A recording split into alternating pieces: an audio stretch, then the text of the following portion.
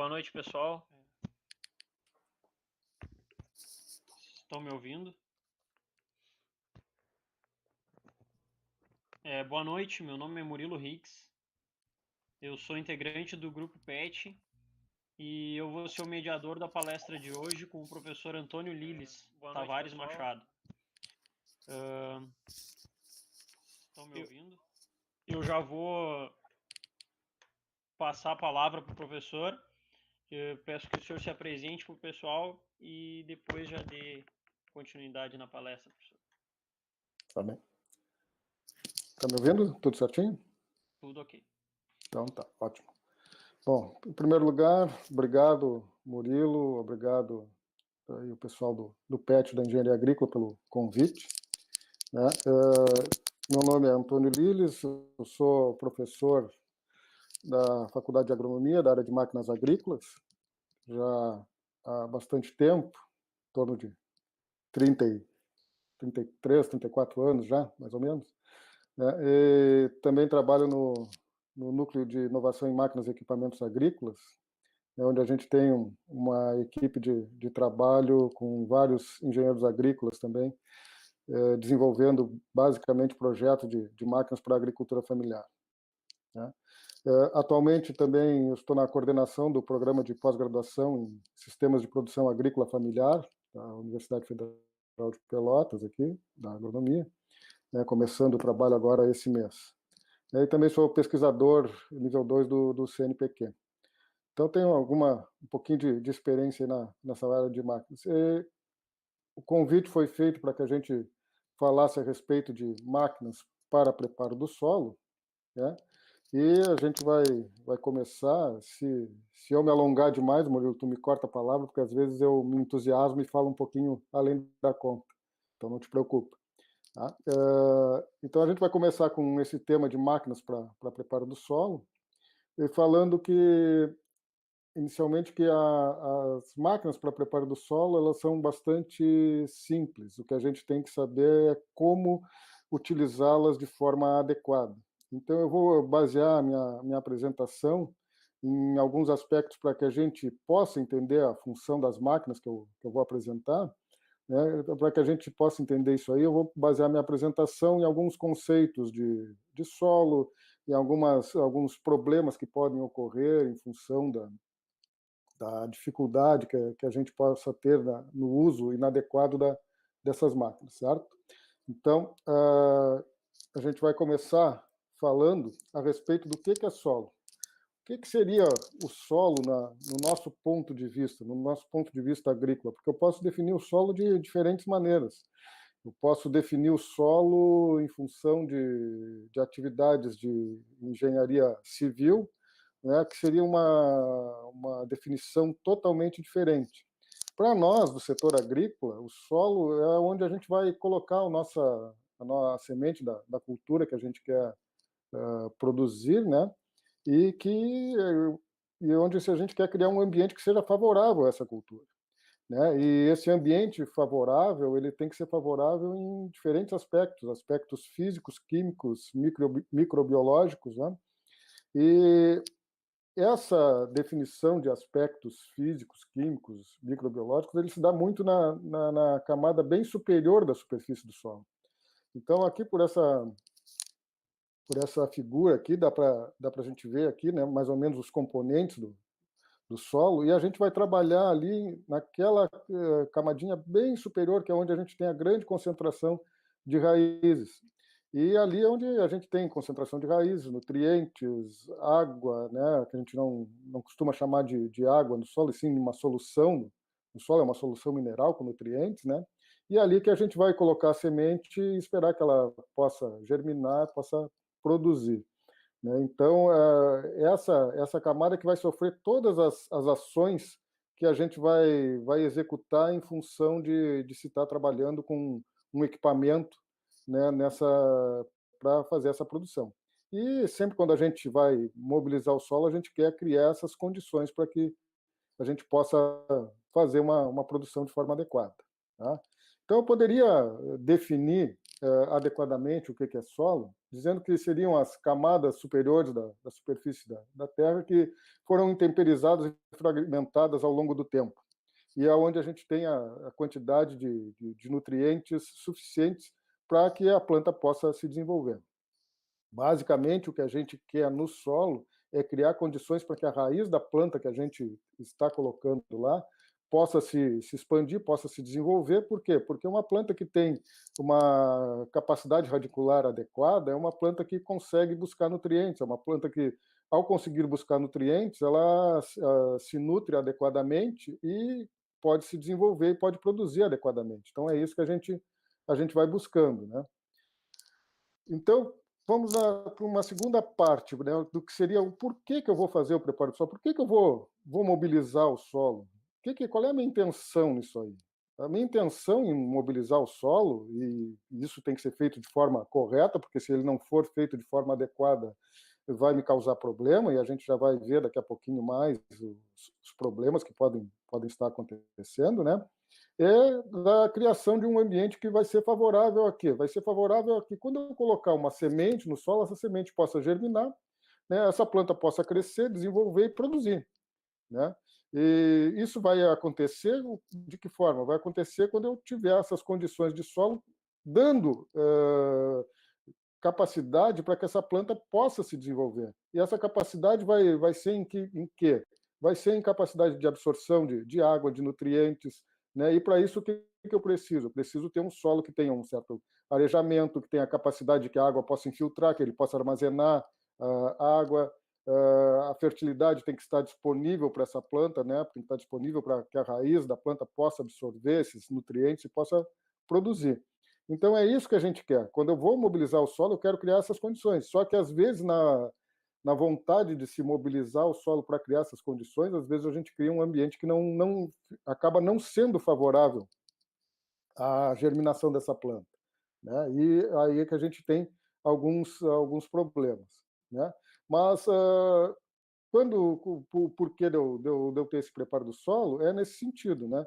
Se eu te conservar a estrutura do solo, se eu tiver uma porosidade adequada, né, e isso me permita que eu tenha um teor de água adequado para a planta, eu vou poder estimular o desenvolvimento radicular. Vocês estão observando que eu estou batendo muito em cima disso, né, do desenvolvimento radicular da planta, porque é dali que parte todo o princípio para que a planta possa se desenvolver, né?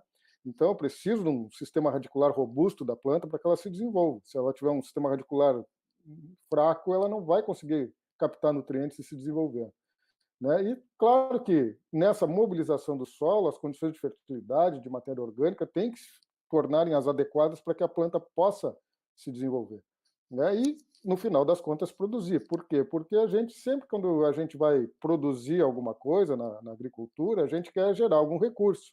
Ninguém vai produzir para não gerar nada. A gente quer gerar algum recurso de alguma maneira. Ele pode ser geração de comida para gado, né? Pode ser geração de proteína, pode ser geração de grãos, né? Que vão ser vendidos. É uma série de coisas que a gente pode pensar aí em termos de produção, mas sempre acredito que ninguém vai produzir para não oferir nenhum lucro ou não receber nada por sua produção, né? Então, a gente tem que fazer essas mobilizações de solo e fazer todo esse trabalho no solo, buscando sempre receber alguma coisa em troca, pelo menos a grande maioria das propriedades, né? Mas aí, como eu disse para você, se a gente, nessa ânsia de mobilizar o solo, a gente pode causar alguns problemas. E o problema normal que ocorre no solo é com relação à compactação do solo, né? Se essa mobilização de solo não for feita de forma adequada, eu posso desestruturar esse solo, eu posso diminuir a porosidade desse solo. Então, ao invés de eu ter uma melhoria nas condições, que seria nessa figura aqui, o lado direito aqui, né, onde vocês viram que tem um desenvolvimento radicular bastante grande, uma capacidade de infiltração de água bastante grande, né? Se eu tenho um solo compactado, o meu desenvolvimento radicular é dificultado, infiltração de água é dificultada. Né? Então, isso aí, a gente sabe que na água se cria essa solução de solo que é da onde a planta vai tirar esses nutrientes para poder se desenvolver e produzir. Então, eu preciso dessas características, eu não posso ter um solo com uma densidade muito grande, dificultando que a raiz possa se desenvolver, né? Que tenha dificuldade de infiltração de água, tenha dificuldade de armazenamento de água, né? Tem a dificuldade da planta absorver nutrientes. Os nutrientes podem estar na parte mais baixa aqui mais funda no solo, né? Mais profundamente no solo, e se a raiz da planta não conseguir chegar lá para captar esse nutriente, ela não vai conseguir se desenvolver. Então, a compactação ela pode se gerar de diferentes formas. A gente já vou mostrar para vocês aqui como é que pode se gerar essa compactação, que são coisas bem interessantes. Tá? Então, a compactação ela pode ocorrer de que forma? Basicamente, existem 3 maneiras de ocorrer a compactação quando a gente está pensando em mobilizar o solo e trabalho no solo para criar aquelas condições iniciais que a gente falou no começo ali, que seriam adequadas para a planta poder se desenvolver. Que seria o trânsito de máquinas, o trânsito de animais e o excesso de mobilização de solo. Né? Às vezes a gente pensa só na parte da máquina, né? A gente pensa só na máquina transitando sobre o solo, quando a gente pensa em compactação, mas os animais eles também compactam o solo, né? E também tem a sua capacidade de compactar o solo. Né? O excesso de mobilização, mobilizar demais, mexer demais no solo, isso aí pode causar problema. O problema normal é a total desestruturação do solo, né? Então, isto acaba trazendo um prejuízo bastante grande. Mas vamos ver cada um deles de forma separada aqui e conseguir trabalhar em cima disso aí. Tá? Com relação ao trânsito de máquinas, o trânsito de máquinas tem com relação a não só a pressão que essa máquina vai executar sobre o solo, né? Se eu tenho um equipamento aqui, no caso do exemplo aqui, um trator, né? Ele vai apoiado, normalmente em 4 rodas, né? Eu tenho uma força-peso aqui, que é o peso do trator, que está distribuído nessas 4 rodas, e cada roda tem uma área de contato com o solo. Né? E vocês sabem que pressão, o que é? É força sobre área. Né? E quando eu estou trabalhando com um trator em cima do solo, eu estou executando uma pressão sobre o solo. Né? E essa pressão, se ela for acima da capacidade do solo de suportar essa pressão, ela vai levar à compactação do solo. E não é só a pressão exercida, é a frequência com que essa pressão é exercida. O número de vezes que eu executo essa pressão sobre o solo, ou seja, a quantidade de vezes que a máquina vai passar numa determinada parte da minha propriedade ou da minha lavoura lá, né, transitando por ali. Se eu tiver uma frequência muito grande, eu vou levar que eu tenha uma compactação maior desse solo. Né? Eu vou mostrar isso para vocês daqui a pouquinho, né? Como é que isso acontece. Então, como eu estava dizendo para vocês, quando a gente tem uma máquina trabalhando, pode ser um trator, pode ser uma semeadora, pode ser uma colhedora, né? Se ela tem uma superfície de apoio com o solo, né? Ela tem uma carga, uma força que está sobre essa superfície de apoio, né? E uma área de contato. E ela vai causar uma pressão, força por área. Essa pressão nos pneus do trator, ela se dá desta forma aqui, como nessa figura à direita, onde a gente verifica que se tem ali uma zona vermelha, uma zona laranja, uma zona verde, aquelas zonas ali são zonas de mesma pressão que o pneu está executando sobre o solo, que é o que a gente chama normalmente em máquina agrícola de bulbos de pressão. É como se fosse um bulbo, como se fosse uma cebola, né, com diversas camadas de pressão, que são maiores, mais efetivas ali na parte mais superior, né? Naquela partezinha vermelha que dá para ver ali as pressões são maiores e vai diminuindo conforme vai aprofundando no solo. Claro que isso aí essa pressão exercida vai ser função do quê? Vai ser função do peso do trator ou da máquina, né? E da superfície de contato, da área de contato que a gente vai ter desse pneu com o solo, dessa superfície com o solo. quanto maior a área de contato para uma mesma carga, menor a pressão, né? Ou quanto menor a pressão, a força para uma mesma área, menor a pressão. Então, isso a gente joga com a equação aí para tentar minimizar esse problema de pressão sobre o solo para não causar compactação, né? Vocês devem conhecer isso aqui também, mas eu coloquei aqui para a gente verificar as diferenças que existem, né? A gente tem tratores com 2 rodas motrizes, tratores que a gente chama de TDA, que tem as rodas dianteiras com capacidade de tração, e os tratores 4x4, né? Que são aqueles que define cada um deles. O 4x4 é esse trator que tem as 4 rodas de 4 ou 8, dependendo do tamanho do trator, né, de mesmo diâmetro. Tá? Então, normalmente o pessoal chama o trator TDA de 4x4. É um erro de nomenclatura, né? Ele é um trator de TDA, ele tem tração dianteira assistida, né? Ou auxiliar, alguns chamam de tração dianteira auxiliar, né? Que vai me permitir aumentar a capacidade de tração do trator. Tá? Então, se eu comparar ele com um trator de 2 rodas motrizes, que seria aquele trator que teria só a tração nas rodas traseiras. Aqui está colocada essa figura para mostrar para vocês como é que se dá a distribuição do peso do trator sobre os eixos, né, em cada situação. Então, num trator 4x4, 50% do peso do trator está no eixo dianteiro e 50% está no eixo traseiro. Já num trator de 2 rodas motrizes, 15% do peso do trator está no eixo dianteiro e 85% do peso do trator está no eixo traseiro. Se eu souber essa distribuição de peso, se eu souber o peso do trator, né, eu tenho como calcular a carga que está sendo imposta por cada pneu no solo. Né? Eu tenho como calcular a área de contato também, que eu já vou mostrar para vocês também como é que a gente pode fazer. Então, se eu conseguir calcular a carga que está sobre eixo, se eu conseguir calcular a área de contato, eu sei que pressão que esse trator está executando no solo. Né? E com algumas outras determinações, eu consigo saber também se ele vai compactar ou não o solo.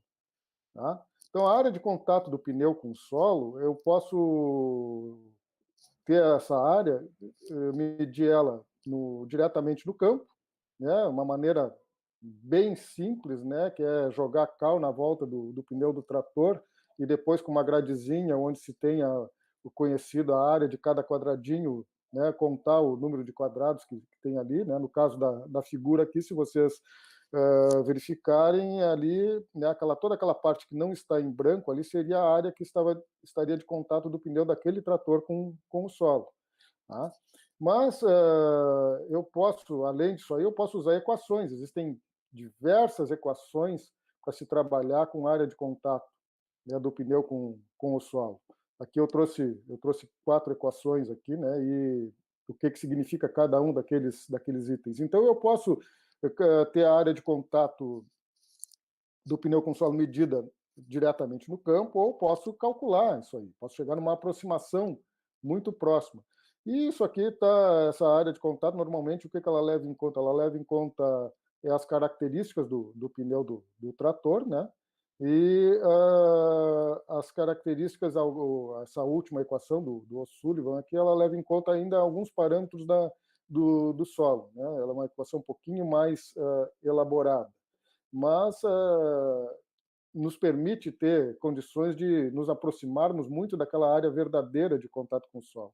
Claro que isso aí vai depender o que essa área de contato depende muito da condição do solo. Né? Se eu tiver um solo que não foi mobilizado, como mostrava naquela figura anterior, a área de contato ali basicamente são as garras do pneu. Se eu tiver um solo que já foi mobilizado, aí a banda de rodagem do pneu, há um recalque normalmente do solo, e a banda de rodagem do pneu acaba também chegando como área de contato do pneu com o solo.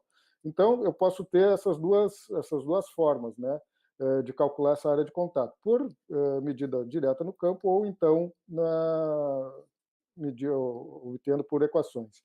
Como eu disse para vocês também, o trânsito de animais ele pode levar à compactação do solo. Por quê? O que acontece? Né? Normalmente, o animal, se ele está num potreiro, em algum lugar, ele fica transitando por ali para pastar, para comer. Né? E esse trânsito, esse pisoteio no mesmo local, né, muitas vezes no mesmo local, pode levar à compactação do solo, principalmente se a gente tiver o solo com uma condição de umidade muito acima da friabilidade dele. Né? Quanto mais úmido, maior a possibilidade de compactação do solo. Por que acontece isso? Por que acontece essa maior possibilidade de compactação? Isso pode ser pelo trânsito de animais, pode ser pelo trânsito de máquinas, né? Essa maior possibilidade de compactação do solo se ele tiver uma quantidade de água maior. E a água no solo é um fator que sempre vai determinar uma série de características do solo para que a gente possa mobilizar esse solo. O que acontece no solo quando eu tenho uma certa quantidade de água? Quando eu tenho pouca água no solo, o que acontece? As partículas estão mais próximas e elas têm uma força de atração maior. A partir do momento que começa a entrar uma certa quantidade de água no solo, essas partículas elas começam a se afastar. A partir do momento que essas partículas vão se afastando, essas forças de atração entre as partículas vai diminuindo. E então fica mais fácil de uma partícula deslocar em relação à outra. Então, às vezes, num solo com uma quantidade de água maior, né, com um pequeno carregamento, uma pequena carga em cima dele, eu posso levar a uma compactação maior do que se ele tiver um pouco mais seco. Né? Se ele estiver com uma quantidade menor de água, uma quantidade menor de umidade. Né? Então, tem esse aspecto que a gente tem que levar em consideração. Né? A água ela é um fator que influencia muito quando a gente pensa em problemas que podem acontecer no solo em função, seja no trânsito de animais, do trânsito de máquinas. Tá?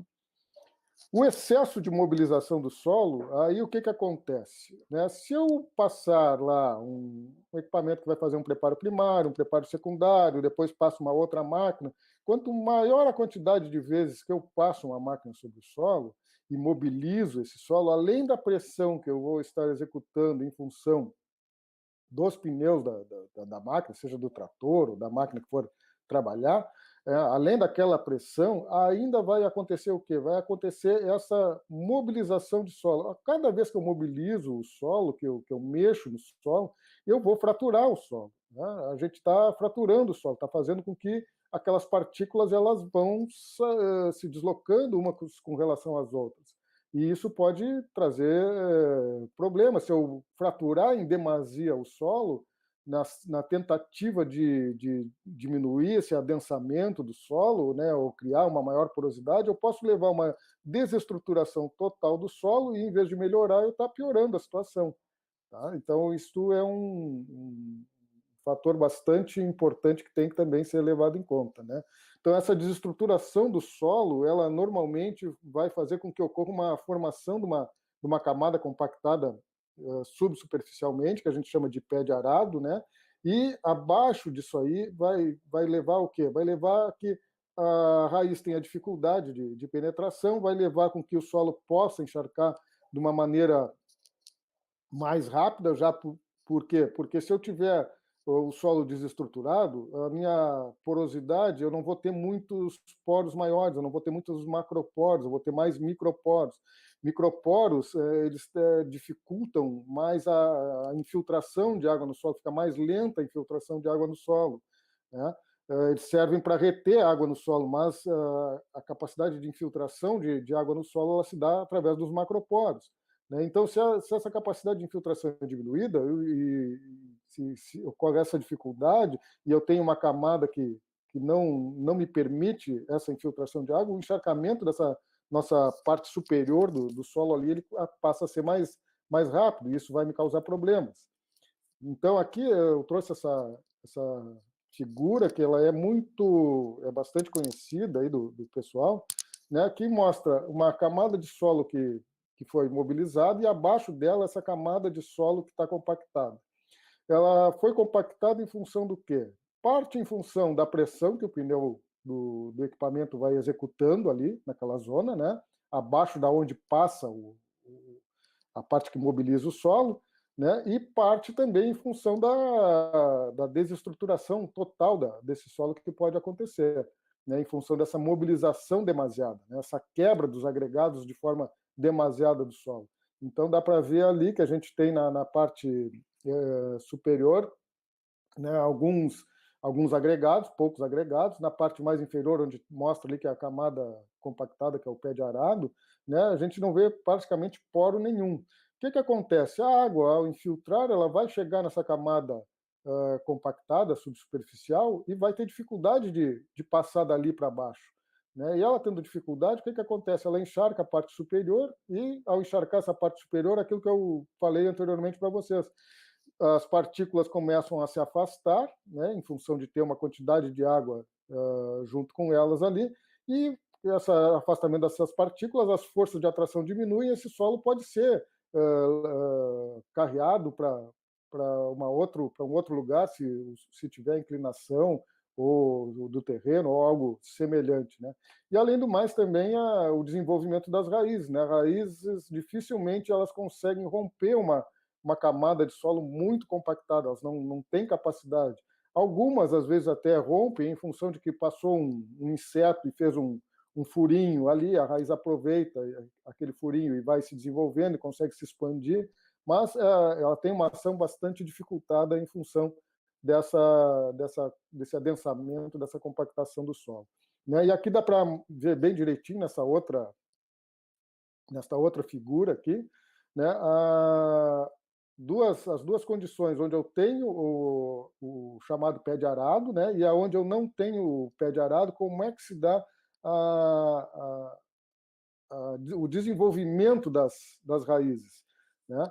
Então, veja que nesse lado mais à direita, aqui, ó, são locais onde eu não tenho problema de pé de arado. O lado da esquerda, onde eu tenho pé de arado, inclusive aqui na figura da esquerda, o rapaz está segurando ali a camada de solo compactada, né? Então, vocês vejam que a raiz da planta ela chega até um ponto, né? E aí ela se espalha lateralmente, ela não consegue penetrar no solo.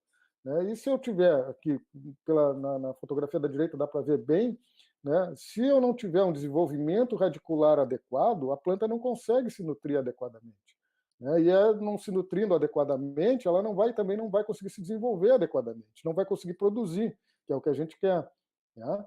Então, isto causa uma série de dificuldades, né? E de produtividade abaixo da esperada, abaixo daquilo que a gente almeja e que a semente poderia produzir. Situações como essa também são muito comuns, né, de se ver quando se tem um pé de arado. Né? A fotografia da esquerda aqui é na região de Itaqui. Itaqui, ali tem são solos arenosos e rasos, né? Que ao sofrer uma mobilização, mesmo que não seja muito intensa, ele se desestrutura facilmente. Então, ao se desestruturar e ao ter uma camada de solo aqui compactada abaixo disso aqui, o que acontece? Chove, aqui eu tenho uma zona inclinada, né? Chove aqui em cima, dependendo do volume de água que for cair, né? Que for ser armazenado aqui, ele não vai ter condições dessa água infiltrar. Por quê? Porque tem uma camada compactada aqui embaixo. Vai encharcar, as partículas perdem aquela capacidade de atração, e o que acontece? Ocorre um escorrimento superficial, esse solo vai escorrer para um determinado local. Tá? Isso mostra o quê? Mostra que está sendo feita uma mobilização do solo de forma errônea nessa situação. Tá? Então, não está se fazendo a mobilização de forma adequada aqui. Eu não posso usar uma maneira de mobilização, a gente já vai ver agora quando falar das máquinas, né? Que existem máquinas que fazem uma mobilização mais agressiva, outras nem tanto. Então, eu não posso executar numa condição dessa uma mobilização agressiva no solo. Isso vai me levar a uma série de problemas. Né? Essa outra fotografia aqui é em Minas Gerais, de um colega de lá, né, que mostra exatamente a mesma coisa, uma mobilização intensa numa região onde se tem ali uma boa declividade, né, o solo totalmente descoberto, né, pela imagem dá para a gente ver que ele foi bastante mobilizado, né, então praticamente desestruturado. Choveu ali, vocês notem que na região mais alta, lá onde tem aquele pomar, né, não tem problema ali, não se nota nenhum problema. Agora, nessa outra região, e é um local inclinado ali também, né? Mas nessa outra região, onde o solo está totalmente descoberto, foi muito mobilizado, já está havendo problema de erosão e está havendo escorrimento superficial, provavelmente, muito certamente, em função dessa grande mobilização do solo e de se ter ali abaixo uma camada de solo compactada, subsuperficial, um pé de arado. Tranquilamente é essa situação nos dois casos aqui. Tá? Tem como medir a compactação do solo? Tem várias maneiras a gente medir essa compactação do solo. Eu vou mostrar aqui duas maneiras que a gente usa muito em pesquisa. Tá? Mas uma maneira bem simples de saber se o solo está compactado é abrir uma trincheirinha no perfil do solo e olhar as raízes. Né? Se a gente abrir uma trincheira lá onde dentro da lavoura ali e olhar como é que está o desenvolvimento radicular, ou tirar uma planta do lugar, né? Cavar e tirar uma planta do lugar, numa região da lavoura onde a gente acredite que possa estar havendo problema de compactação e olhar como é que está o desenvolvimento dessa raiz, a gente já vai saber se tem ou não compactação naquela região. Né? O que acontece? A gente pode saber, mas não consegue quantificar. Né? E às vezes é interessante quantificar essa compactação que está ocorrendo no solo. O penetrômetro, que é esse equipamento de aço que tem uma ponteira cônica, me permite isso, me permite saber em cada profundidade do solo aqui, né? Eu posso ter isso de centímetro em centímetro, se eu quiser, né? Saber qual a necessidade de esforço que vai estar acontecendo para essa ponteira cônica romper esse solo. Menor esforço quer dizer o quê? Quer dizer que o solo tem menor compactação. Maior esforço, maior compactação, certo? Então, aqui, esta figurinha do lado aqui é de um experimento que a gente fez, onde demonstra aquilo que eu falei no início lá para vocês com relação ao número de passadas da máquina sobre o solo, o trânsito da máquina sobre o solo. Vocês vejam aqui, a curva vermelha, a gente mediu no mesmo local, né, sem nenhuma passada do trator. O trator não tinha passado por ali. Tá? Então, a gente fez aquela medida, tem aquela curva vermelha, vocês vejam que aqui no eixo Y, aqui eu tenho as profundidades, né, do solo, as medidas que foram tiradas em profundidades, aqui até 40 centímetros de profundidade, e no eixo dos X aqui, a pressão em megapascal que vai ser necessária para que essa ponteirinha aqui vá penetrando no solo. Então, vocês vejam que na curva azul aqui, ó, foi depois de 4 passadas. Na curva verde, depois de 8 passadas. Aí a gente consegue verificar a influência do trânsito de máquina sobre o solo. Isso mostra claramente essa influência desse trânsito na compactação do solo. Aqui não chegou a compactar, porque a gente considera normalmente o solo compactado com 2 megapascal para cima. 2 megapascal, isso existe na literatura, né, diz que com 2 megapascal a raiz da planta já vai ter dificuldade de se expandir, de se desenvolver.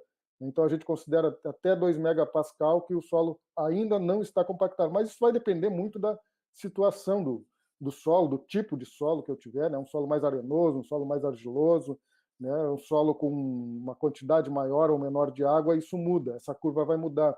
Esse equipamento aqui ele sofre uma influência muito grande da quantidade de água que tem no solo. Se eu fizer uma medida com solo seco, e no mesmo solo, depois que ele tiver uma condição friável ou uma condição de umidade maior, as minhas leituras vão ser diferentes. Né? Simplesmente por aquele motivo que eu já havia explicado para vocês. Né? Eu tenho entra água no sistema, as partículas se afastam, diminui a força de atração. E isso a gente consegue ver com o penetrômetro também. Tá?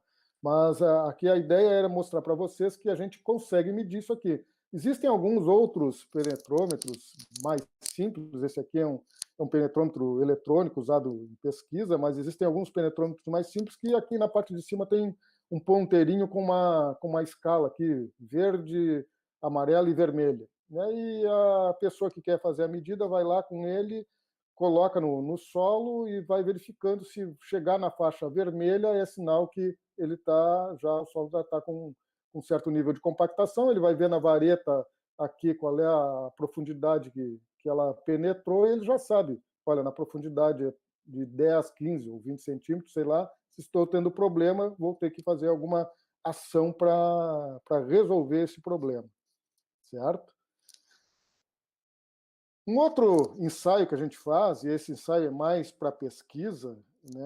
Claro que não vai se fazer em campo, até porque não tem como se fazer, se precisa de um equipamento, mas nos dá uma característica que, para gente que trabalha com pesquisa, é muito importante, que é determinar a pressão de pré-consolidação do solo, que seria a máxima pressão a que o solo foi submetido. Isso me diz o quê? Se quando eu mostrei para vocês lá que eu tinha o pneu, eu tinha uma carga-peso em cima dos eixos do trator, né? Que se eu tenho um determinado número de pneus, aquele pneu tem uma área de contato, eu consigo calcular a pressão de contato daquele pneu com o solo. Se essa pressão for maior do que a pressão de pré-consolidação do solo, ou seja, a máxima pressão que esse solo foi submetido, o trânsito daquela máquina sobre o solo vai me levar à compactação. Se essa pressão que o equipamento estiver fazendo sobre o solo for menor do que essa pressão de pré-consolidação, eu não vou compactar o solo. Eu não vou ter problemas de compactação do solo. Por quê? Porque o solo vai resistir a essa pressão. Mas nesse teste, o que a gente mede? Basicamente, a gente faz o quê? Uma carga, coleta uma amostra de solo num anel, leva para o laboratório e vai se aplicar cargas sobre essa amostra e vai se medir o quanto que esse carregamento vai fazendo com que essa área de solo aqui diminua, né? Essa distância aqui diminua, que são os índices de vazios do solo. A gente mede, na realidade, é o quanto de índice de vazios que diminui em cada amostra. Daí, as cargas são acumulativas, né? vão dobrando, existe toda uma norma para isso aí. A gente tem esse equipamento no nosso laboratório lá de dinâmica da relação máquina-solo, é um equipamento eletrônico, computadorizado, que já nos dá as curvas todas e os valores já diretamente. Então, nos facilita bastante o trabalho de identificação dessa pressão de pré-consolidação. Aqui eu trouxe para vocês de um trabalho que eu executei no meu doutorado, né, que vocês veem o seguinte aqui, ó, consistência do solo e tipos de solos diferentes. Consistência do solo quer dizer o quê? Um solo seco, com menos água, friável, dentro de uma condição que seria ideal de trabalho desse solo, e úmido acima da quantidade de água ideal de trabalho. Cada tipo de solo, né, e a gente vai crescendo aqui da esquerda para a direita a quantidade de argila dentro desse solo. O planossolo tem mais areia e menos argila do que um latossolo, que tem muito mais argila, né? E o que a gente consegue ver aqui? Ó? Foram calculadas as pressões, usando aquele sistema, né, calculadas as pressões de pré-consolidação para o planossolo, para o argissolo e para o latossolo, nas três condições. Quando ele estava seco, friável e úmido. E vocês vejam o que acontece aqui. Ó. Conforme vai aumentando a quantidade de água, a pressão que o solo vai resistir, ela vai diminuindo. E também, conforme vai aumentando a quantidade de argila no solo, também essa pressão vai diminuindo, principalmente quando eu tenho mais água dentro desse solo.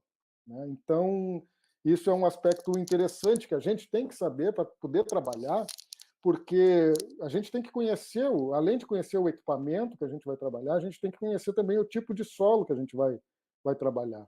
Isso é importante, é importantíssimo saber, para que a gente tenha uma capacidade de trabalho de forma adequada. Eu não posso trabalhar com o solo com uma condição de umidade muito grande, porque certamente eu vou levar ele a compactar. E se eu levar ele a compactar, depois eu vou ter que fazer alguma coisa para descompactar esse solo, porque senão eu não vou conseguir produzir. Né?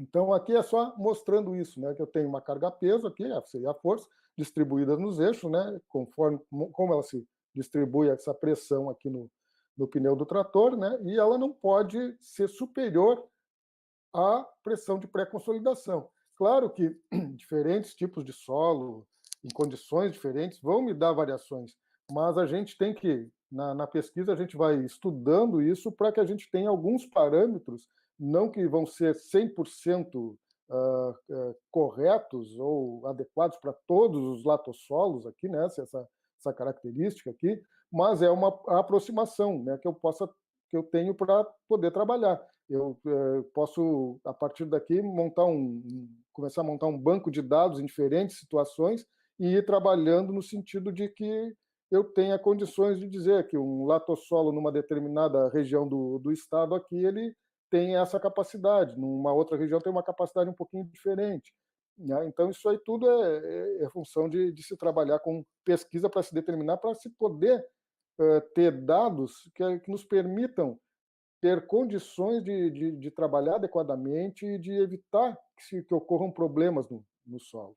Então, o conhecimento ele é importante, a pesquisa está aí para nos gerar esse conhecimento e nos permitir trabalhar com esse tipo de coisa, né, para que a gente possa ter segurança nas operações que a gente vai trabalhar. Bom, eu falei bastante já do solo, dos problemas de preparo do solo, né? Basicamente, a gente falou em compactação. Antes de entrar nas máquinas, a gente tem que saber os tipos de preparo de solo que a gente tem, para que a gente possa definir as máquinas que são utilizadas em cada tipo de preparo.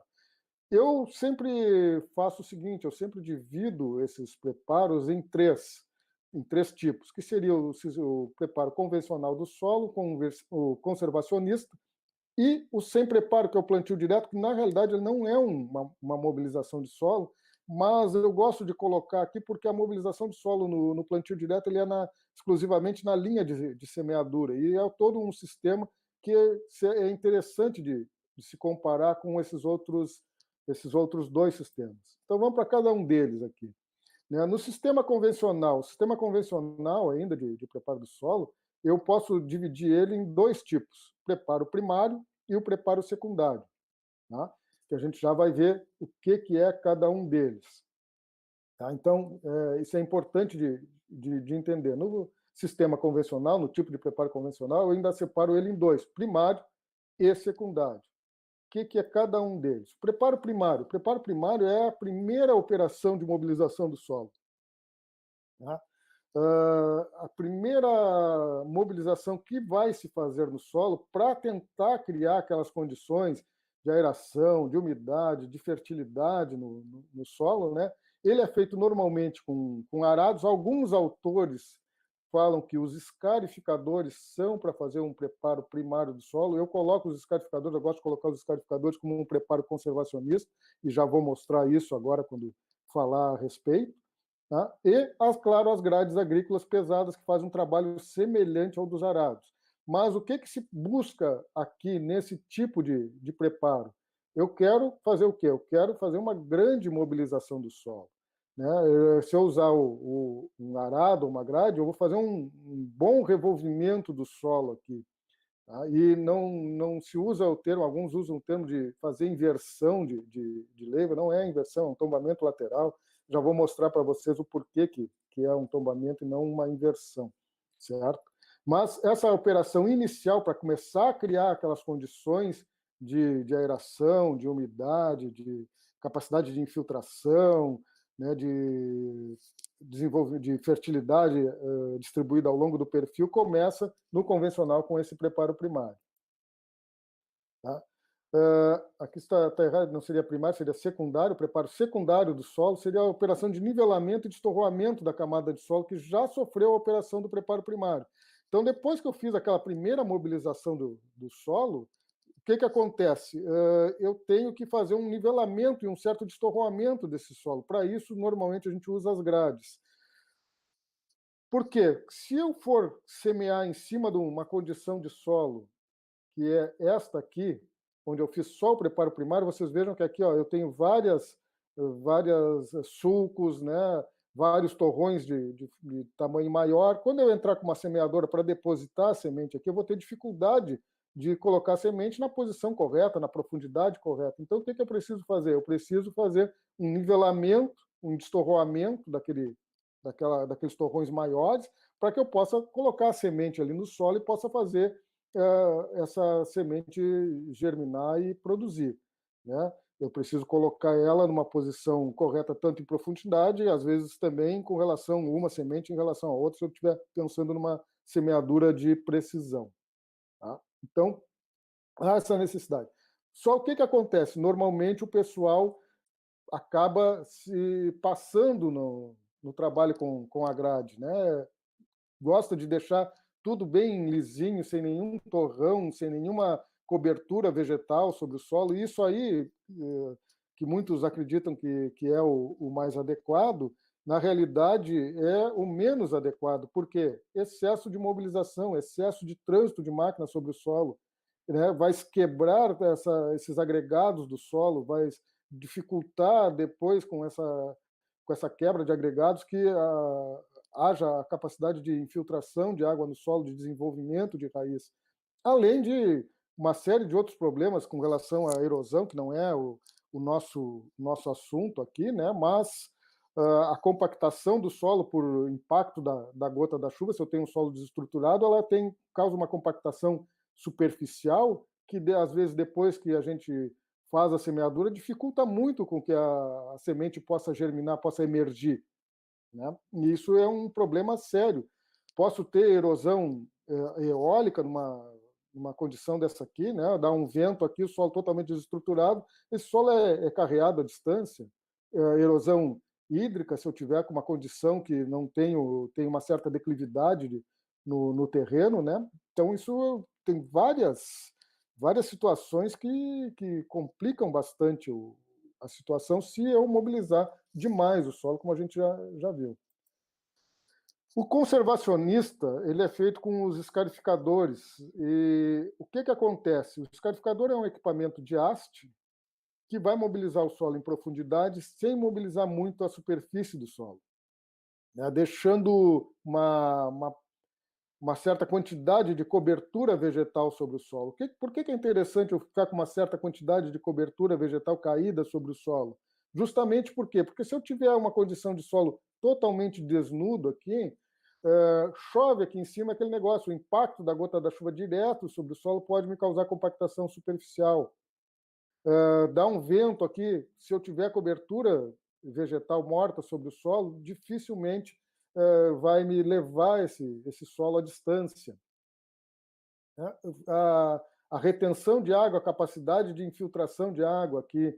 Uma outra coisa que acontece muito também, se eu tenho o solo normalmente tem uma coloração escura, ocorre a incidência de raios solares diretamente em cima do solo, a evaporação dessa água que está nessa camada superior do solo ela é muito grande. Se eu tiver uma cobertura vegetal aqui, eu dificulto, né? O reflexo da incidência solar é maior, dificulta essa evaporação de água do solo. Então, eu consigo reter uma quantidade maior de água no solo. Isso é um dos princípios do plantio direto também, certo? Então, esse equipamento, um equipamento de aço, faz uma mobilização numa determinada profundidade, sem mobilizar muito a superfície do solo, né, deixando uma certa quantidade de cobertura vegetal sobre o solo. Tá? O plantio direto, ou sem preparo, aí é um sistema bastante diferente, porque o que envolve o plantio direto? O plantio direto envolve que eu vou ter uma cobertura vegetal seca sobre o solo, e em cima dessa cobertura vegetal, que pode ser resultado da cultura anterior que eu colhi, ou pode ser uma cultura que foi implantada e foi dessecada, depende do sistema que eu estiver utilizando, mas há necessidade de se ter essa formação de palha e a mobilização do solo. Não vou entrar com arado, não vou entrar com grade, nada ali. Vou entrar só com uma semeadora que vai fazer a mobilização do solo somente nas linhas de semeadura. E isso é importante. E essa mobilização do solo nas linhas de semeadura, numa semeadora de plantio direto, ela tem que ser a mínima possível. Eu não posso revolver demais o solo ali. Eu tenho que permitir que essa cobertura vegetal aqui seca permaneça por sobre o solo, que eu não posso afastar isso aqui da linha e deixar um canal aberto ali. Por quê? Porque se eu deixar um canal aberto, eu estou colocando, junto com a minha semente, eu estou colocando fertilizante. E as sementes das plantas concorrentes, elas estão ali. E elas têm uma capacidade muito maior de se desenvolver do que a semente que a gente está colocando no solo. E se criar condições, elas vão emergir antes da minha planta. Então, o que acontece? Essa cobertura vegetal aí sobre o solo, essa massa seca sobre o solo, também favorece, além de tudo aquilo que eu já tinha falado lá com relação ao impacto da gota da chuva, retenção de umidade, evaporação, ela também faz com que tenha essa planta essa planta concorrente cuja semente está ali no sistema tenha dificuldade de germinar. E dessa forma, a planta que eu estou querendo semear, a semente que eu coloquei ali nessa posição, nessa condição, que ela possa germinar com qualidade, que ela possa se desenvolver e produzir. Certo? Então, é um sistema todo, ele tem uma série de fatores, mas, basicamente, o que acontece quando eu tenho esse tipo de utilização aqui? Eu tenho menor trânsito de máquinas, né? Eu não tenho passada de um arado, mais uma grade, 2, 3, dependendo, né? Depois mais a semeadora. Aqui não, aqui vai passar apenas a semeadora sobre o solo, então eu tenho uma série de economias aí com relação tanto de combustível, máquina, hora-máquina, uma série de coisas, né? E o que acontece aqui, para a gente fazer um fechamento geral com relação aos tipos de preparo?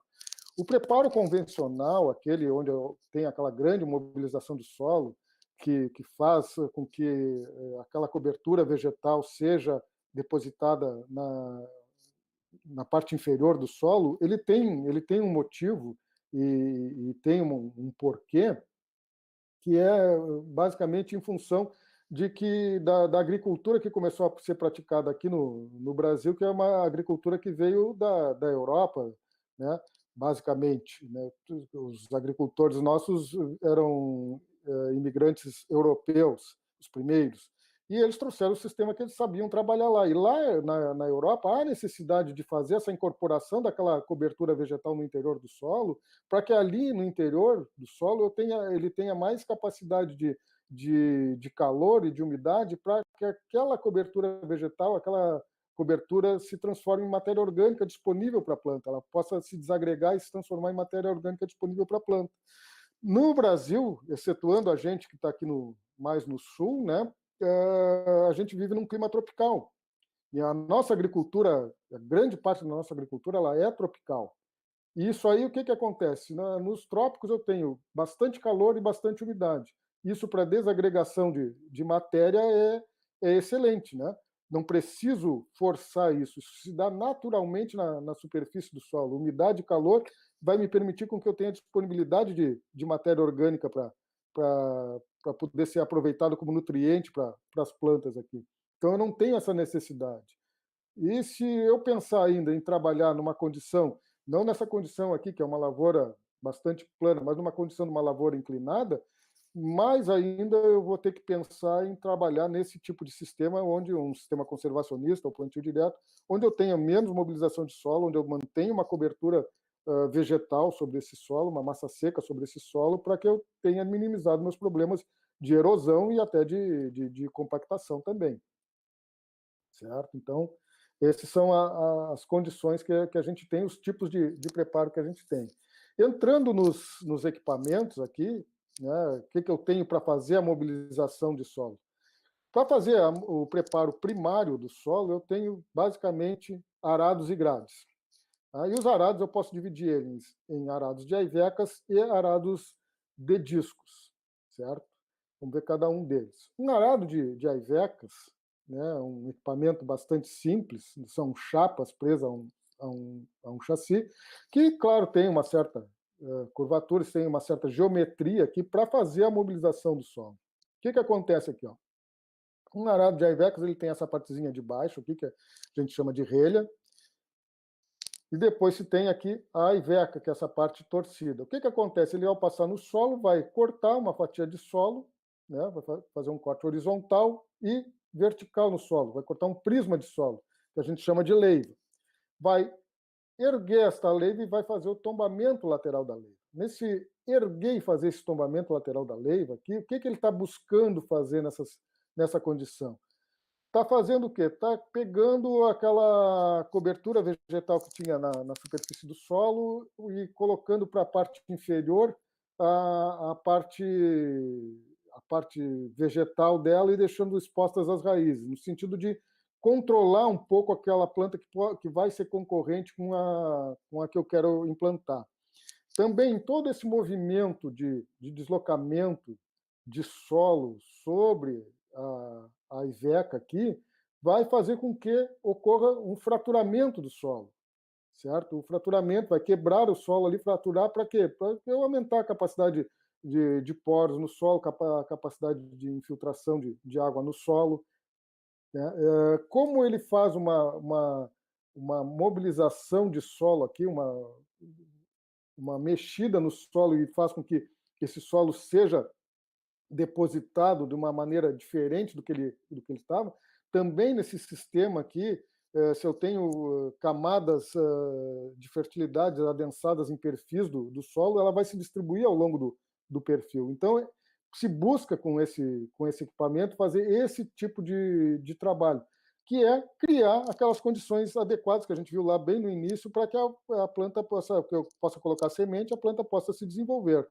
Só o que acontece aqui? Se eu tenho um solo com uma estrutura mais frágil, estou trabalhando numa situação de lavoura que eu tenho uma declividade elevada, se chove muito no período que eu faço a mobilização de solo e eu tiver esse solo totalmente mobilizado e sem cobertura vegetal, eu posso estar, em vez de levar a condições adequadas, levando a condições que vão ser pioradas para o solo. Então, esse cuidado a gente tem que ter, né? Um equipamento, um arado, seja ele de iveca ou discos, a gente já vai ver os de discos agora, ele é um equipamento que ele mobiliza bastante o solo, ele cria uma mobilização de solo. Não se deve usar, não é esse o caso. Existem situações onde ele é adequado a ser utilizado, existem situações onde ele não é adequado. A gente tem que conhecer a máquina, tem que saber o que a máquina faz para saber quando utilizar. Esse é o princípio da coisa quando a gente fala em máquina de preparo do solo. Os arados de discos, eles se dividem em dois tipos de arados. Os arados de discos independentes e os arados de discos interdependentes. Os independentes, os mais normais da gente ver aí, cada disco é colocado de forma independente ao chassi, e o interdependente, o que acontece? Ele está preso aqui, todos os discos, num eixo só, certo? Então, eles estão todos num determinado eixo aqui, que vão girar todos em conjuntos, que os interdependentes, o pessoal chama aí também de arado gradeador. Ele nada mais é do que uma seção de uma grade de discos que a gente já vai ver daqui a pouquinho mais. É bem simples. Então, um arado de discos independentes, o que vai fazer a mobilização do solo é o disco, essa calota aqui, né, em formato, parece um prato aqui, que vai, ao entrar em contato com o solo, vai girar, vai fazer o quê? Vai erguer esse solo e vai jogar ele lateralmente. Vocês viram que aqui tem o que a gente chama de limpador de discos. Esse limpador de discos ele tem a função de evitar com que o solo fique acumulado no disco, mas também tem a função de fazer com que ocorra esse tombamento lateral do solo de forma adequada. Tá? Depois se tem lá no final, na parte traseira dele, aqui se tem a roda estabilizadora, que é ou roda guia, que é uma roda para dar estabilidade ao arado, permitir com que o arado possa andar em linha reta e também auxilia na profundidade de atuação dos discos também. Ela tem um parafuso e uma mola naquela parte de trás, que vai me permitir, ao mexer nesse parafuso e nessa mola, com que eu possa erguer ela ou abaixá-la mais em função dos discos, para que esse disco possa ou aprofundar mais ou menos no solo. Eu já vou mostrar aqui também umas características desse arado que me permite ter uma profundidade maior ou menor dos discos trabalhando. O chassi desse arado, né, a estrutura desse arado, normalmente permite que a gente possa adicionar peso ao arado, tá, para que ele possa atingir a profundidade que se quer. Então, eu posso regular a profundidade de trabalho nos discos, já vou mostrar para vocês, na roda guia ou roda estabilizador, e também adicionando peso ao arado. Diferente do arado de aivecas, o arado de aivecas ele não necessita de peso para penetrar no solo. Eu apenas, fazendo com que ele fique mais inclinado com relação à linha de deslocamento, eu faço com que ele tenha a tendência de se aprofundar. O arado de disco, por esses discos girarem, né, por esses discos se mobilizarem aqui, a tendência do arado de disco é querer sair do solo. Então, eu tenho que criar condições para que esse arado possa penetrar no solo. E essas condições são o quê? Peso em cima da estrutura, se necessário, regulagem da roda estabilizadora, fazendo ela vir mais para cima ou mais para baixo. Se eu jogar ela mais para cima, o disco pode aprofundar mais em relação a ela, já que ela vai lá no último sulco. Ou então mexer em alguns ângulos aqui, que eu já vou mostrar para vocês quais são. Que são esses aqui, ó. Ângulo vertical do disco e ângulo horizontal do disco. O ângulo vertical do disco, esse ângulo aqui, ó, que a superfície do disco forma com o plano vertical.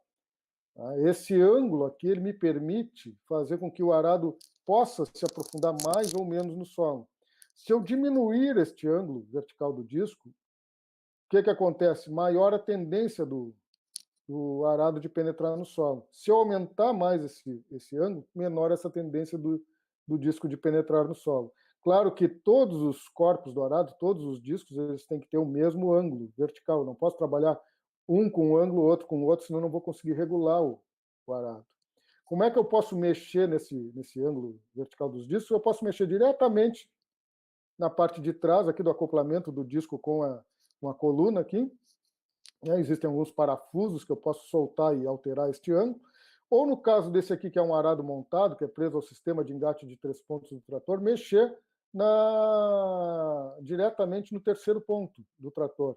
Encurtar o terceiro ponto, eu diminuo este ângulo. E se eu esticar o terceiro ponto, eu aumento este ângulo. Então, eu posso mexer no ângulo desta forma. Além disso, se eu quiser mexer na profundidade, eu tinha dito para vocês, eu posso mexer aqui na roda estabilizadora ou roda guia, né? Soltando ela, eu faço com que o disco possa aprofundar mais, pressionando ela mais para baixo, faço com que o disco aprofunde menos. Ou peso em cima da estrutura. Já este ângulo horizontal dos discos, esse ângulo beta aqui, ele é o ângulo com relação à linha de deslocamento do arado medido no plano horizontal. O ângulo do disco, passa na superfície do disco, com relação à linha de deslocamento do arado, medido aqui no plano horizontal. Isso aí ele está mais correlacionado com a largura de trabalho do arado.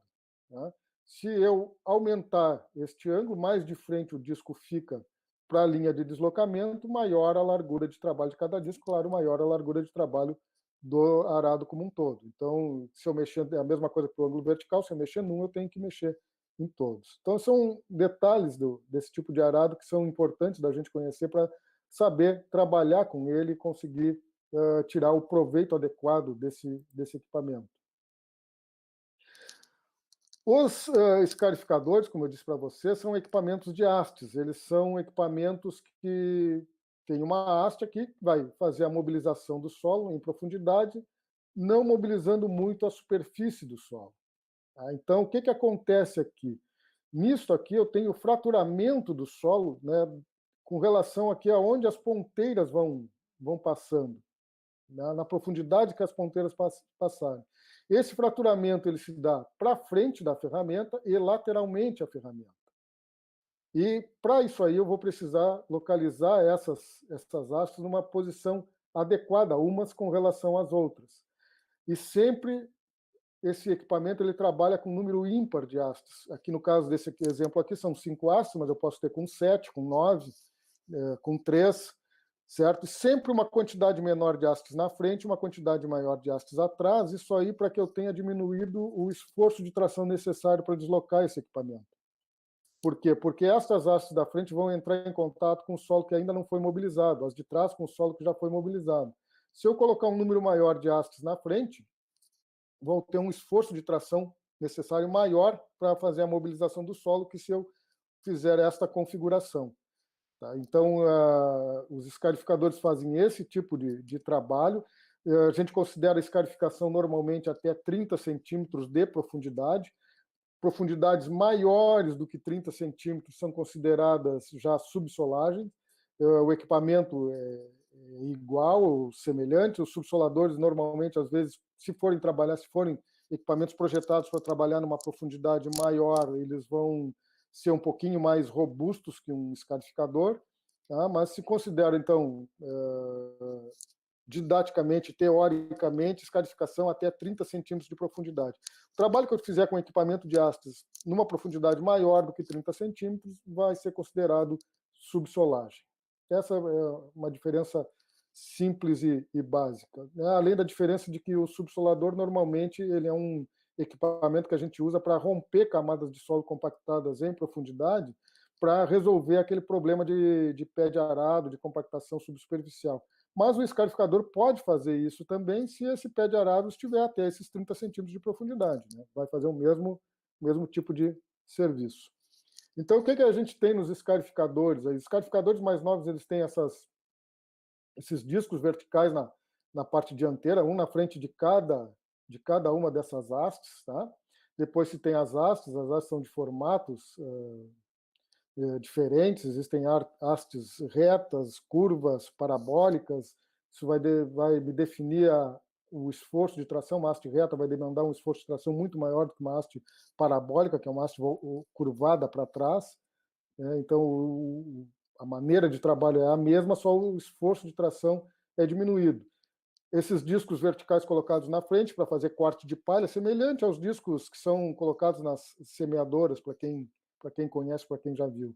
Alguns possuem esses rolos de estorroadores aqui atrás, né? Esse rolinho aqui, ó, que é um mecanismo que é para já ir fazendo o destorroamento do solo, que vai daqueles torrões maiores que vão sendo gerados quando passar esse equipamento. Os maiores possuem rodas aqui, que são rodas que permitem fazer o transporte. Ela baixa, ergue todo o sistema e ele é transportado, e algumas permitem também regular a profundidade de atuação das hastes. O importante nesse equipamento é que eu possa fazer a variação do distanciamento entre as hastes. O chassi tem que me permitir que eu possa soltar as hastes e elas se deslocarem aqui ao longo do chassi, para que eu possa fazer a localização adequada de uma haste em relação à outra, que é o que mostra essa figura aqui, ó. As hastes do escarificador, elas têm que estar posicionadas lateralmente de forma adequada. Se ela estiver, como na parte da esquerda aqui, muito distantes lateralmente, o que acontece? A zona de mobilização do solo provocada pela haste não vai atingir a zona de mobilização da haste que está ao seu lado. E com isso eu vou ter uma zona no solo que não vai fazer com que se tenha mobilização de solo. E isso eu não vou estar fazendo o efeito que eu quero. Se eu olhar aqui à direita, mais abaixo, dá para notar que está havendo aqui uma interação lateral entre a zona de mobilização de cada uma das hastes. E é isso que eu quero quando eu passo o escarificador. Eu quero ter uma largura de trabalho aqui adequada, onde todo o solo ele está sendo quebrado, ele está sendo fraturado naquela posição. Se elas estiverem muito distantes lateralmente, eu não vou conseguir fazer esse tipo de coisa. Para isso aí, existe uma regrinha que é em função da profundidade que vai se trabalhar e do tipo de ponteira que eu estiver utilizando no escarificador. Eu posso ter escarificadores com ponteiras estreitas, que são ponteiras até 8 centímetros de largura, e escarificadores com ponteiras largas ou aladas, onde a largura é acima de 8 centímetros. E a regrinha é bastante simples. O espaçamento entre hastes, para quando eu estou trabalhando com um equipamento com ponteira estreita, é de 1 a 1,5 vezes a profundidade de trabalho. Quando eu estou trabalhando com uma ponteira larga ou alada, que tem mais de 8 centímetros de largura, esse espaçamento é 1,5 vezes a 2 vezes a profundidade de trabalho. Por que disso aí? O que acontece é que a ponteira alada ela permite um deslocamento lateral de solo maior do que a ponteira estreita. Então, desta forma, eu posso fazer com que essas hastes estejam mais afastadas lateralmente. E é sempre assim, esse espaçamento de 1 a 1,5 vezes, 1,5 vezes, 2, é sempre entre a haste que está na frente e a haste que está atrás. Deixa eu voltar aqui na figurinha, essa aqui, ó. Aquele espaçamento que se refere é sempre entre o centro desta haste e o centro da haste que está na parte posterior dela aqui. Então, aquele 1 a 1,5 vezes a profundidade é entre o centro dessa haste e o centro desta. O centro desta haste e o desta aqui. Não entre essas duas. Entre as duas que estão na mesma posição do chassi aqui, é o dobro daquilo. Certo? Então, é essa a definição. Essa é uma regrinha básica aqui para me permitir ter este deslocamento lateral do solo aqui. Tá? que é o que eu busco, que é o que eu quero a mobilização total do solo. As grades a gente tem dois tipos de grades, as grades de dentes e as grades de discos. As grades de dentes, elas não são muito usadas, são grades bastante simples, são hastes que são, né, que vão raspando o solo, e a ideia é fazer o destorroamento e nivelamento. Claro que se eu tenho muita cobertura vegetal, muita palha aqui, uma grade de dentes, eu não vou ter um trabalho adequado, vai me dá muito problema, porque ela vai juntando tudo o que está ali, né? A gente diz que uma grade de dentes ela é muito boa para a gente achar a peça de máquina que está perdida no meio da lavoura, né? Ela vai juntando tudo, ela é tipo um rastilho, né? E também, se eu tenho um solo numa condição com mais argila, um solo mais pesado, também eu não vou conseguir fazer o destorroamento adequado desse solo. Se o solo tiver com uma umidade um pouco maior também, o torrão vai rolar entre os dentes da grade aqui e acaba não sendo rompido, acaba não sendo quebrado. Já as grades de discos, a gente pode colocar elas existem dois formatos, o formato em V e o formato em X, né? Isso é a disposição entre as seções de grade, entre a seção dianteira e a seção traseira das grades, né? Uma no formato em V e outra em formato em X, elas fazem uma mobilização muito maior no solo, né? Então eu tenho uma grade, aqui à esquerda uma grade em V, à direita uma grade em X. A mobilização que esses discos fazem ao girar, e aqui, por isso que eu disse que lá que era o arado gradeador, ou arado de discos interdependentes, era uma seção de grade, ele é uma parte dessa aqui, né, só. O que acontece? Esses discos estão todos presos a um eixo comum, vão girar todos juntos aqui, então tem uma agressividade maior em cima do solo. Então, uma quebra de torrões, e o torrão ele é jogado de um lado para o outro, aqui quando a grade passa, né, da seção dianteira para a seção traseira, então essa quebra do torrão é maior. Grades de discos com maior diâmetro, a gente chama de grades chamadas de grades pesadas ou grades aradoras. Alguns falam também, chamam de grade Globe, que a Globe era o nome de uma marca, de uma grade, né? Que se popularizou, assim como os escarificadores, o pessoal chamava o Jumbo. O Jumbo era uma marca também de um determinado escarificador que se popularizou com o nome do equipamento. Mas essas grades pesadas, como ela tem um diâmetro de disco maior, consegue uma profundidade maior, eu uso elas para fazer preparo primário do solo, fazer aquela primeira mobilização do solo. Então, eu posso usar uma grade pesada para fazer a primeira mobilização, depois uma grade leve ou média para fazer as mobilizações secundárias, certo? Então, é um equipamento que dá para usar tanto no preparo primário quanto no preparo secundário, essas grades de discos. E tem para tudo que é tamanho, para tudo que é potência de trator. Aqui, por último, a enxada rotativa, que é um outro equipamento para fazer mobilização de solo. Esse equipamento hoje ele é mais usado em horticultura, mas a ideia dele é fazer, ao mesmo tempo, um preparo primário e secundário do solo, numa passada só. Como é que esse equipamento funciona? Vem movimento da tomada de potência do trator através de um eixo cardan, com uma caixa de transferência, vai para um eixo até chegar naquele eixo inferior onde estão acopladas as lâminas ou enxadinhas, que se chama, né? Aquilo ali vai girar e vai fazer a mobilização do solo, vai fazer com que o solo seja fraturado. Só que ele tem uma velocidade de giro aí em torno de 240 rotações por minuto. E aquilo ali, ao fazer essa mobilização, é como se tu pegasse uma pessoa com uma enxada e ela tivesse ali numa frequência bastante grande cavocando o solo, né? É mais ou menos o que esse equipamento faz. E isso causa uma mobilização intensa do solo, um fraturamento muito grande do solo. Então, você tem que se ter muito cuidado ao trabalhar com esse tipo de equipamento, porque ele fratura muito o solo. E ele pode me levar, além da quebra total da estrutura do solo, a criação daquele pé de arado ou pé de grade na parte de baixo, aqui onde vai raspando essas lâminas, aqui onde elas vão raspando ali. E isso aí pode levar a que eu tenha a criação daquele problema. Então, tem que se ter muito cuidado quando se trabalha com esse equipamento.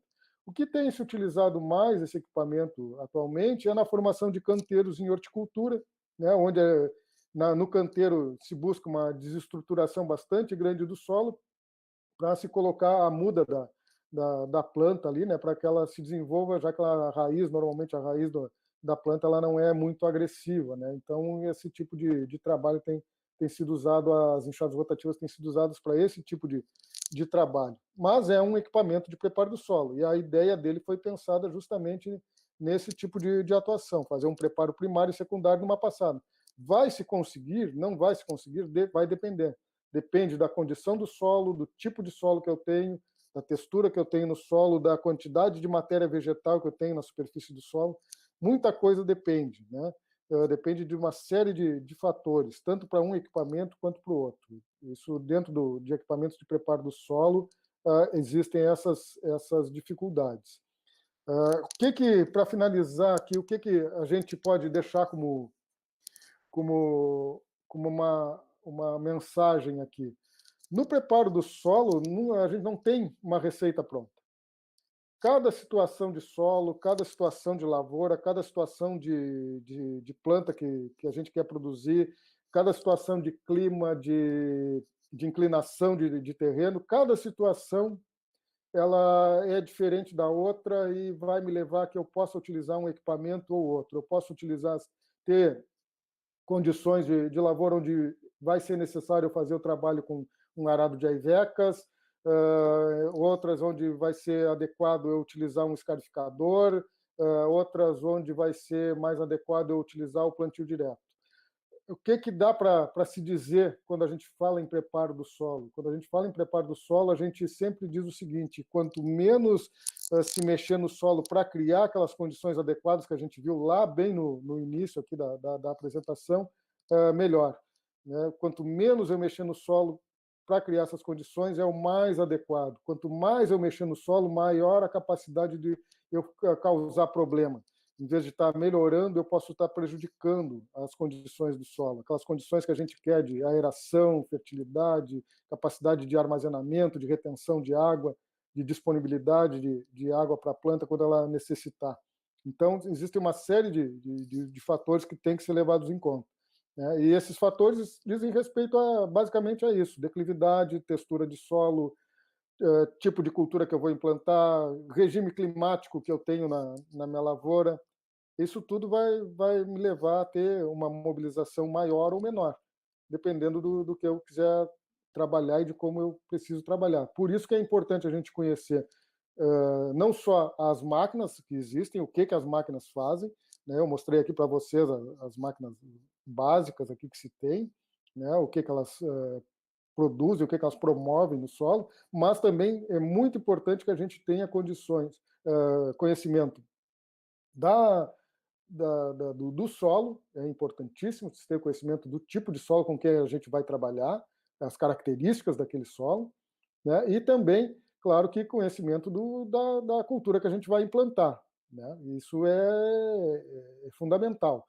Existem plantas que têm raízes mais agressivas, existem plantas que têm raízes menos agressivas, existem plantas que necessitam que o solo tenha uma estrutura mais frágil para ela poder se desenvolver, outras nem tanto. Então, isso tudo a gente tem que conhecer para poder fazer a mobilização adequada do solo e trabalhar adequadamente com as máquinas. Bom, pessoal, da minha parte seria isso de apresentação. Meus contatos estão aqui. Se vocês tiverem mais alguma dúvida fora daqui, não tem problema, pode me procurar e a gente pode conversar. Então, eu fico aí à disposição, Murilo, de vocês, para a gente poder conversar. Sim, professor, eu só te peço que tu não tire a tua apresentação aí. Uhum. Agora que eu gostaria de te fazer algumas perguntas que chegaram para nós. A primeira seria qual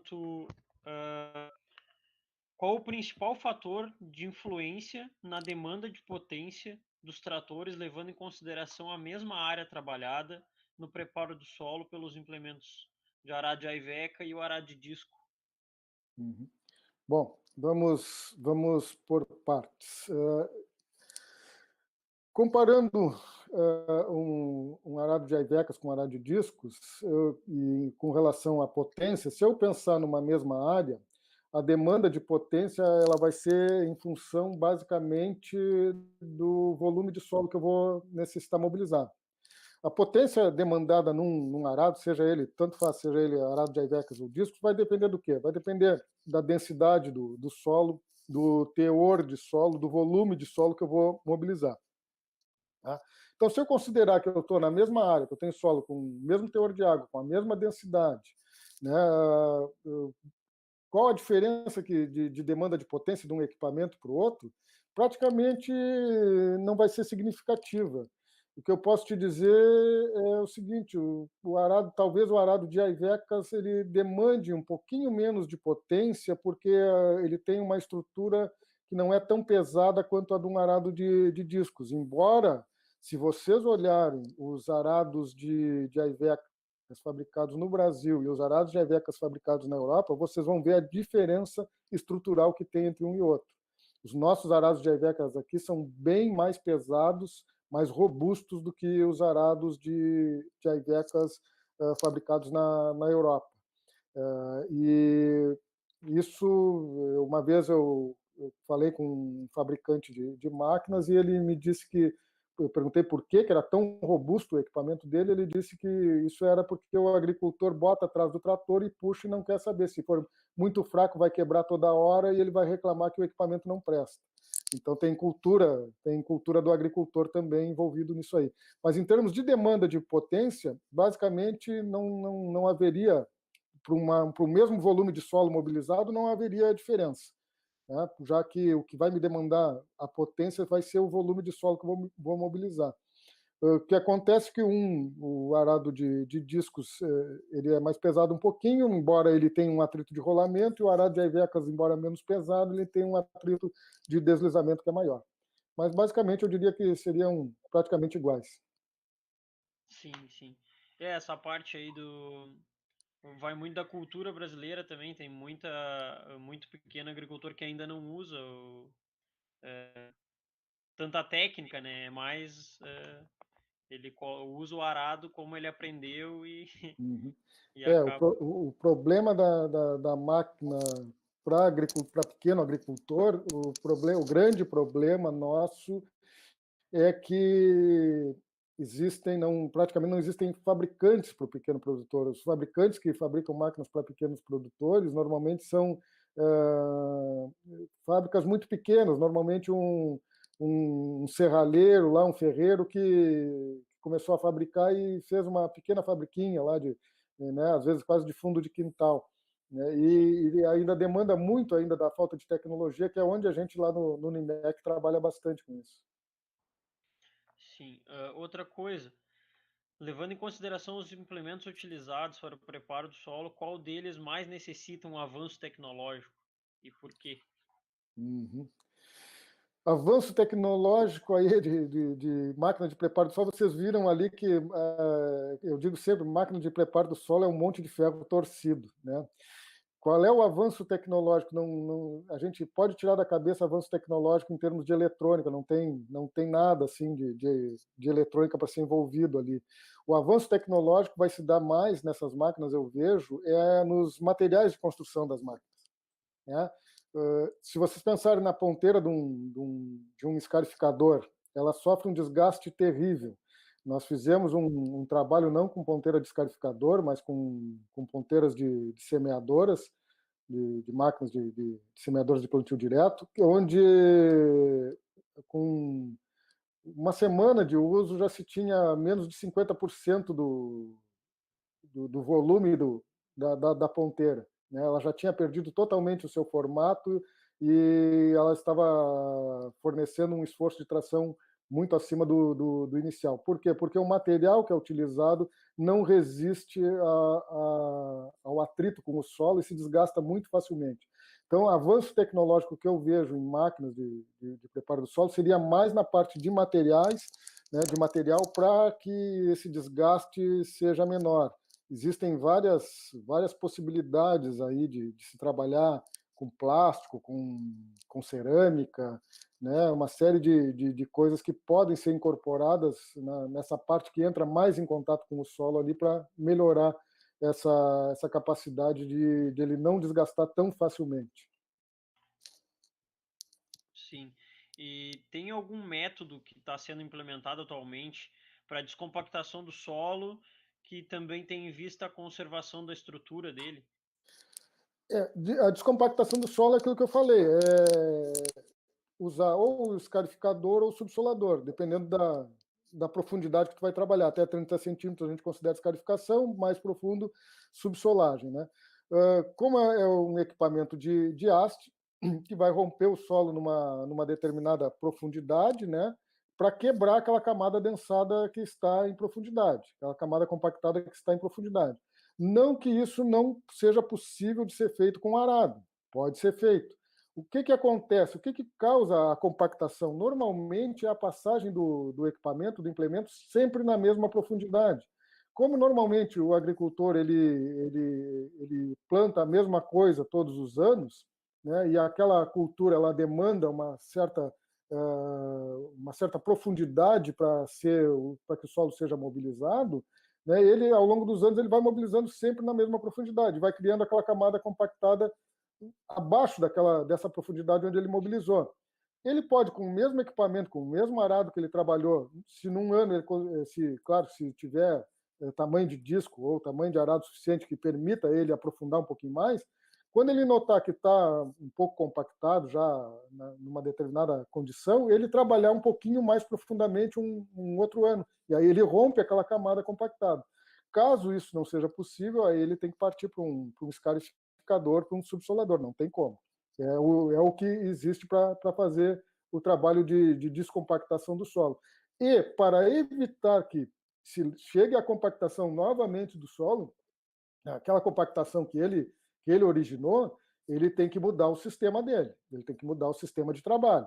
Ele vai ter que pensar em trabalhar com uma máquina mais leve, um trator mais leve, um trator que não cause aquela pressão que estava causando em cima do solo, né? Trabalhar a maneira, tem que verificar a maneira como ele estava trabalhando com o solo acima da umidade ideal, né? Isso são fatores que levam à compactação. Então, quer dizer, além de fazer a descompactação, ele tem que pensar também no sistema que levou ele a ter aquela compactação.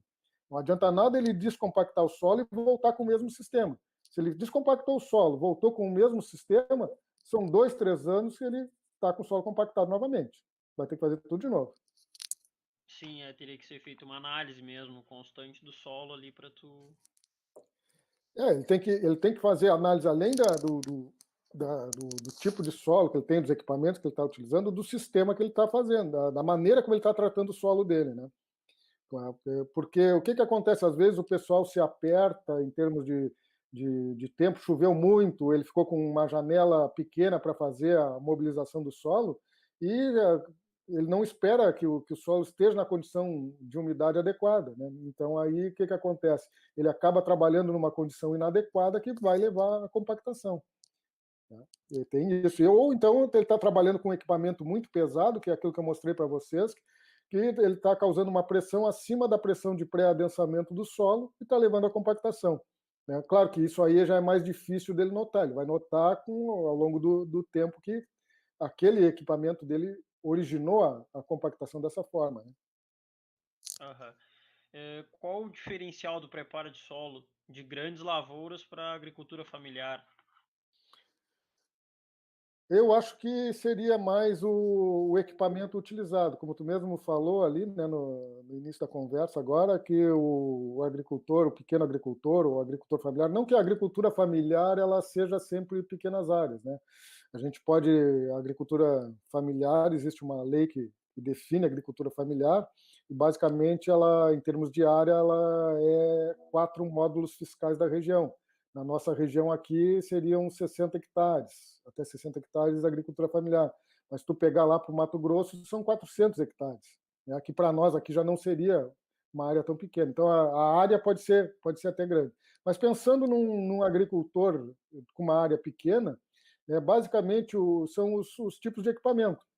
Um agricultor, para fazer um preparo de solo, pensando num preparo convencional, um agricultor pequeno, normalmente ele vai utilizar um aradinho de aivecas para fazer esse tipo de trabalho, ou alguns ainda usam um escarificador, mas um escarificador aí ele já vai precisar de um trator, com um aradinho de aivecas ele trabalha com, se ele tiver animal, se ele não tiver trator, ele trabalha com animal.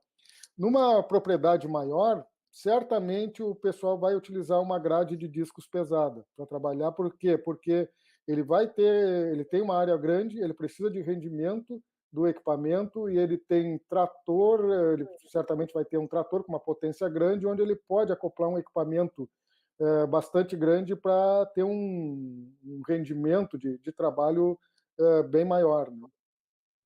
Ter uma eficiência de trabalho maior.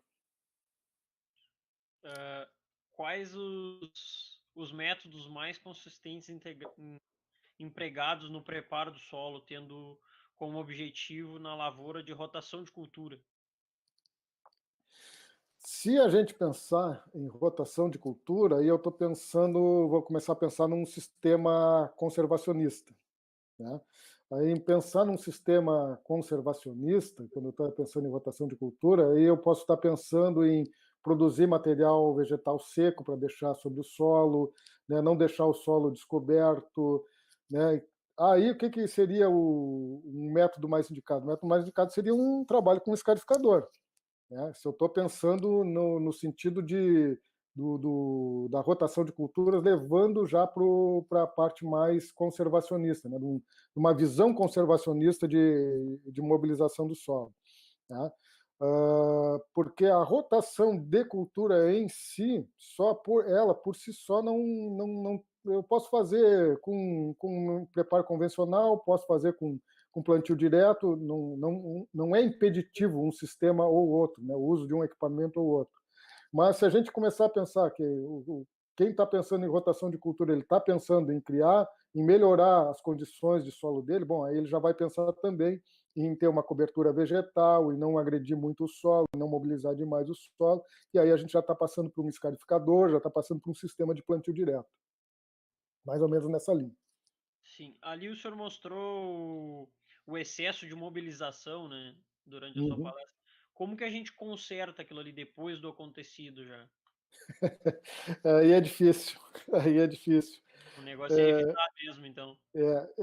O negócio é evitar, porque depois de estabelecido, depois que tu fraturar, tu quebrar totalmente a estrutura do solo, tu não vai conseguir, tu vai conseguir reverter isso aí com muito tempo. E aí tu vai ter que entrar em introdução com matéria orgânica em cima desse solo. Essa introdução de matéria orgânica pode ser palha seca, né? Aí para tu recuperar aquilo ali, eu aconselharia o seguinte: muda para deixa em pousio um bom tempo, começa a mudar para um sistema de semeadura direta para tu conseguir recuperar aqueles agregados do solo. Porque quando tu faz aquela mobilização muito intensa, onde tu termina com os agregados do solo, para tu recuperar a agregação do solo é mais complicado, é bastante complicado. Isso demanda bastante tempo. Terminar com ela é fácil, conseguir voltar a ela é difícil. Não é de uma hora para outra, Não é de uma hora para outra, de jeito nenhum. Isso tem que ser. Tu tens que mudar. A primeira coisa é mudar o sistema, né? Mudar o sistema de trabalho que tu estava fazendo que te levou aquilo ali. que Quer alguma dizer coisa o tá quê? errada. Se tu desestruturou o solo, tu estava tratando o solo de uma forma muito agressiva, né? Tu tem um solo com um solo mais frágil. Solos mais frágeis normalmente solos que têm maior quantidade de areia em termos de agregação, né? Então, se tu fizer uma mobilização muito intensa num solo que tem mais quantidade de areia, que é um solo que tem uma estrutura mais frágil, tu desagrega ele muito facilmente, né? E solos com quantidade maior de areia são solos que normalmente têm uma quantidade menor também de argila e de matéria orgânica também. Então, já começa a dificultar nisso aí. Que é aquilo que mais ou menos eu mostrei ali numa figura, que era aquele solo lá de Itaqui, ali, que tem esse grande problema, que é um solo bastante frágil. Mas do mais era isso, professor. Eu gostaria de te agradecer a tua disponibilidade e a tua palestra. Foi muito boa a tua palestra. E que o PET vai estar sempre de portas abertas. Qualquer coisa que o senhor precisar também, a gente tá sempre trabalhando para tentar fazer alguma coisa aqui durante a pandemia, no caso. Uhum. Não, eu que agradeço aí a oportunidade, a disponibilidade de vocês. Estou sempre à disposição, se vocês quiserem mais algum encontro para a gente conversar a respeito de outro tema, desde que eu tenha um certo domínio sobre o tema, né? Não vou falar a respeito daquilo que eu não conheço, né? Mas dentro disso aí, do que a gente trabalha lá no NIMEC, a gente está à disposição, não só eu, tem os outros professores lá também, né? Todo mundo está à disposição aí para a gente poder trocar essas ideias e levar um pouquinho daquilo que a gente conhece, né? Que a gente sabe, principalmente nessa época. Né? Em função disso, a gente também tem feito uma série de lives aí, né? Se vocês quiserem acompanhar na próxima semana, na próxima quarta-feira, 18h30, tem uma live sobre projeto de máquinas agrícolas, bem interessante, com um professor lá da Unicamp, um professor nosso, o professor Ângelo. Então, a gente também está trabalhando nesse sentido, somos parceiros aí de vocês. No que vocês precisarem também, a gente está à disposição lá na Faculdade de Agronomia, lá na área de máquinas agrícolas, lá no Unimec, dentro do programa de pós-graduação também, Sistemas de Produção Agrícola Familiar também, estamos à disposição aí para o que vocês precisarem. De resto, só agradeço aí ó, o convite, né, Murilo, a vocês aí do PET, todo o pessoal que trabalha junto contigo aí no PET, e o pessoal que assistiu aí, espero que tenha sido útil aí, que tenham tirado algum proveito disso que a gente tentou transmitir. Com certeza, professor. Muito obrigado. Também gostaria de agradecer o pessoal que estava assistindo a gente e que se inscrevam no nosso canal, fiquem ligados nas nossas redes sociais, que a gente está fazendo bastante palestras, lives, atividades para estar sempre em movimento na quarentena. Muito obrigado, pessoal. Uma boa noite a todos. Tá bom, boa noite.